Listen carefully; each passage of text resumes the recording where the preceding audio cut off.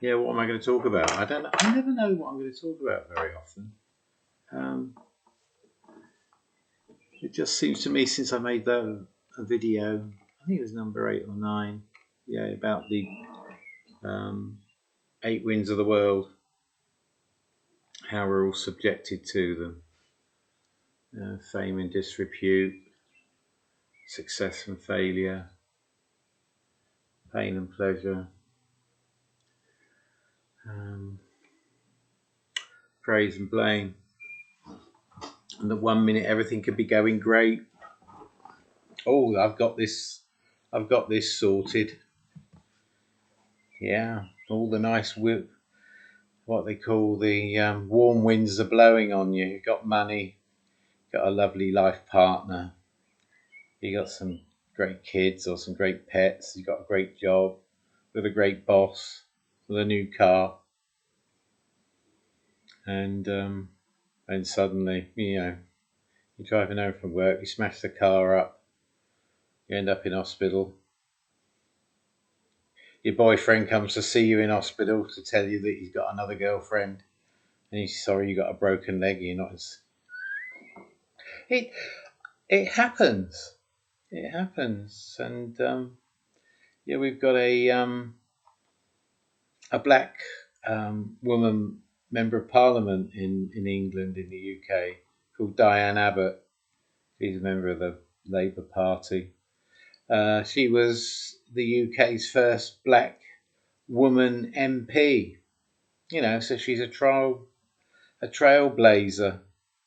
She had a bit of a checkered history in her political career, but she's put her foot in it this week, because what she's done is a newspaper called The Observer evidently asked her to write an open letter about racism. And poor old Diane has fallen into that trap of trying to write something, I don't know, pushing the boundaries, I suppose, or putting a personal perspective on it that people would find interesting. And what she's done is, it just seems to me, basically, as far as I can see, what she was trying to do was to sort of map out the history of racism from the point of view of a black woman living in 21st century UK. And it seemed to me that she wrote things like, white people can suffer from prejudice, but not all their lives. Whereas if you're a black person, racism is with you from for your entire life. Which I suppose there might be something in that. But she sort of drew similarities between Jewish people and what we call travellers or gypsies, and it didn't go down well with some people. But I think this is another trap that we're falling into in the times we find ourselves in, is that people kind of mistake people talking about things, like talking about racism or writing about racism, and perhaps not conforming to the narrative that's current at the moment, and mistaking that for being a racist. For me, I think it's intellectually ridiculous that anyone could accuse Diane Abbot of being a racist. All right, she might have written something that wasn't in the narrative, and that's been mistaken for her being a racist, that she's anti-Semitic. When you think, you probably don't know this woman, but she's amazing. Amazing what she's done, not only for black women, but women generally in the UK. She's amazing. And I know that in her constituency, she's been MP for decades, they love her. Not everybody, but she's got more, let's put it this way, she's got more supporters than detractors. And this is the mistake we make. This comes up a lot in sort of psychology or whatever, is that people mistake the map for the territory. That this map represents, the real world, although a map is part of it, if you get me. And there's poor Diane, falling into this trap of writing about racism. It seems to me she was trying to make some sort of history of racism from her point of view, and saying things that didn't really chime well with her Jewish colleagues in the Labour Party. In one particular MP I think she's called Patricia Hodge. It's gone off on the deep end. Instead of just saying, well, Diane's brilliant. She's a great colleague. She's a great person. All right, so she got this a bit wrong. Perhaps she needs to get someone to go through her letters before she sends them to the newspaper, and just say, well, none of us are perfect. Anyway, so I think Diane will probably weather the storm. They've taken away what they call the whip, so she's not sitting as a Labour MP, she's sitting as an independent. But again, that's just a concept, isn't it? Who cares? She's going to say what she's going to say. She's going to do what she's going to do according to her heart and her conscience, and good for her. Anyway, so that's that. And increasingly, I'm just coming to the conclusion that people think that, there's good people and there's bad people. And there could be some bad people masquerading as good people. And when they show their true colours, they'll nail you. They'll crucify you. They'll crucify you. Or attempt to. And then, I don't know, she's sort of apologising for it. She doesn't have to apologise. Look, I wrote something, you may not agree with it, but it doesn't make me a racist. That's what she should have said. Bless her. But, life just doesn't come with a handbook, does it? Not that many people, if there was a handbook, I doubt people would read it anyway. It's like most people, if they get a new car, don't they? They find out where the indicators are, the accelerator, and how to switch it on, and off they go. It's like a friend of mine. She's driving this car for about 3 years. And I said to her, so I hate this car. And I said, well, why is that? She said, well, because, I'm always sitting too low in it. I sort of try and look over the wings, over the steering wheel. So I said, well, why don't you just put the seat up? She said, what do you mean? I said, well, the seat goes up and down. There's a lever. You've got to sit in it. So I said, we just pull on this lever. And she's had it for 3 years. Anyway. So there you are. Yes. And I was listening to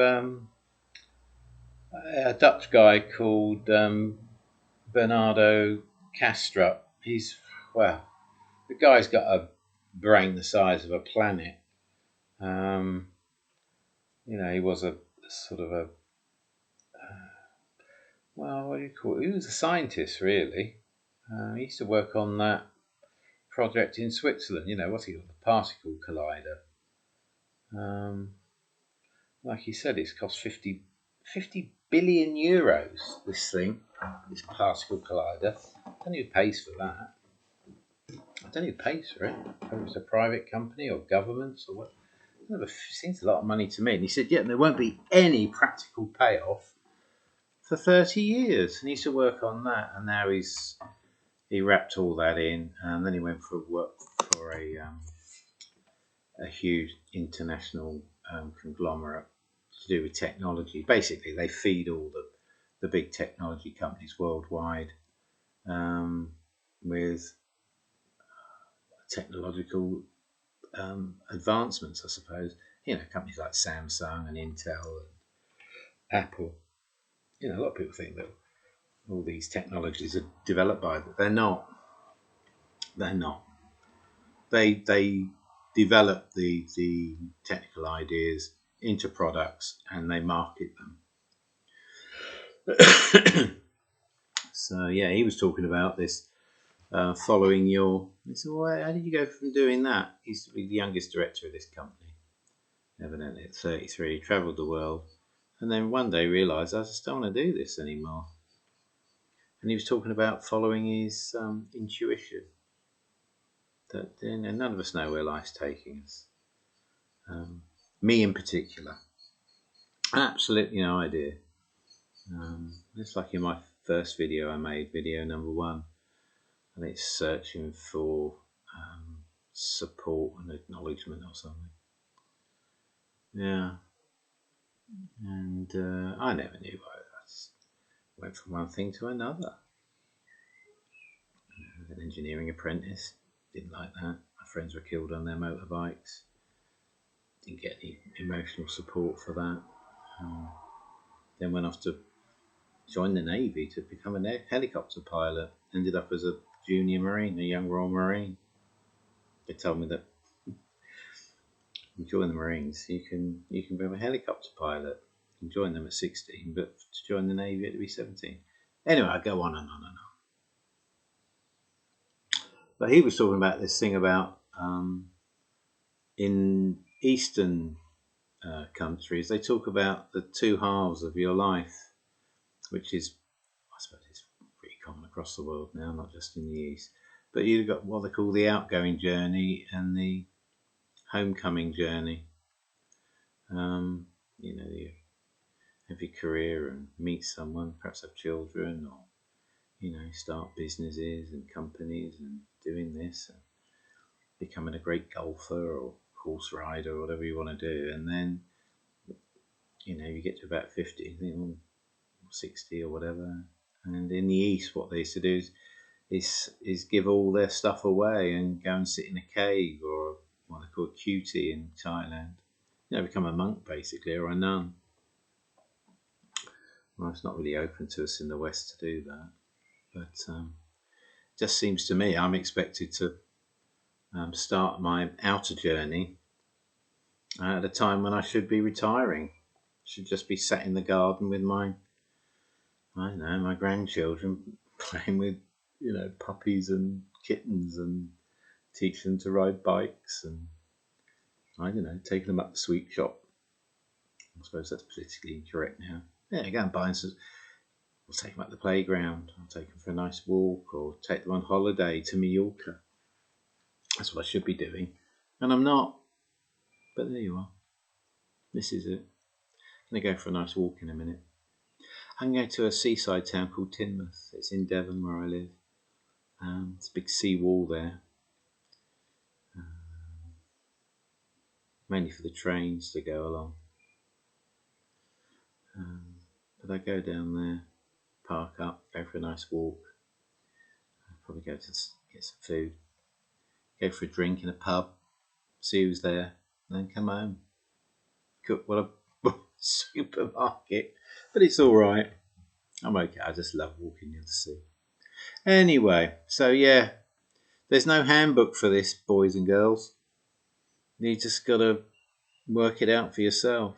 And be careful what advice you take or ask for. Yeah, Ramesh never gave any advice. He just used to say, do what you think and feel like doing. Which is what this Bernardo Kastrup was saying. That if he's following his intuition, his inner voice, his inner compass, and I was talking to somebody about this the other day, he gets a feeling of sort of warmth between his throat and his chest, this sort of area. And if it's not going right, it's really quite constricted and can feel quite uncomfortable. So, what does it say? Follow your bliss. Well, that's nonsense anyway. But just follow your intuition. And like the Ramesh used to say, just do what you think and feel like doing, and don't be attached to the outcome. Forget what you want, great. If you don't, well, make another decision and see what happens then.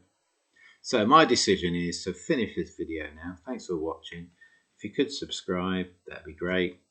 Send this to, I don't know why anybody would want to watch it, but you never know. It's just to get somebody else's perspective, to think, yeah, I resonate with that.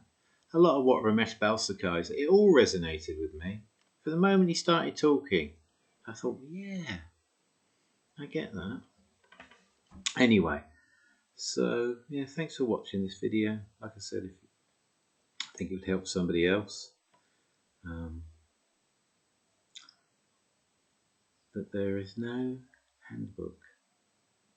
No handbook at all. But if you want to ask any questions, put it in the comments box, or my email's below as well. Send me an email, which some people have. Anyway, thanks very much.